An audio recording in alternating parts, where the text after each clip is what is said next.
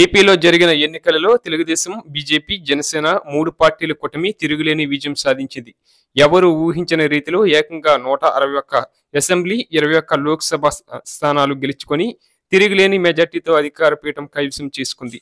ఇక పవన్ కళ్యాణ్ సైతం ఎలాగైనా జగన్మోహన్ రెడ్డిని అధికారం నుంచి దింపాలన్న కసితో తనను తాను తగ్గించుకొని చాలా తక్కువ సీట్లు తీసుకొని ఎన్నో త్యాగాలు చేసి మరీ టీడీపీతో కలిసి ఎన్నికల్లో పోటీ చేశారు.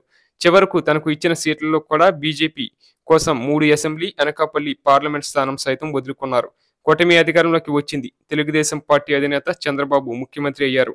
పొత్తులో భాగంగా జనసేన కూడా ప్రభుత్వంలో చేరింది. జనసేన నుంచి పవన్ కళ్యాణ్ కు కీలకమైన మంత్రిత్వ శాఖలు కట్టబెట్టడంతో పాటు డిప్యూటీ సీఎం అటు నదెండ్ల మనోహర్, కందుల దుర్గేష్ కు సైతం మంత్రి పదవులు కట్టబెట్టారు.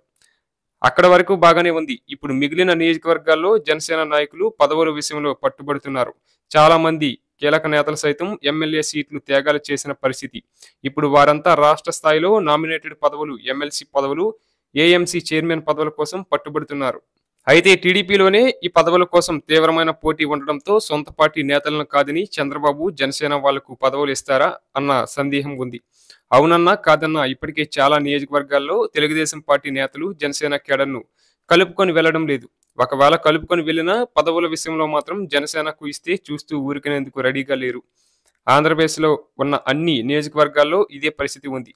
తెలుగుదేశం పార్టీ ఎమ్మెల్యేలు ఉన్న చోట ఏఎంసీ చైర్మన్ పదవులు, నామినేటెడ్ పదవులు జనసేనకు ఇచ్చేందుకు టీడీపీ కేడర్ ఎంత మాత్రం ఒప్పుకోవడం లేదు.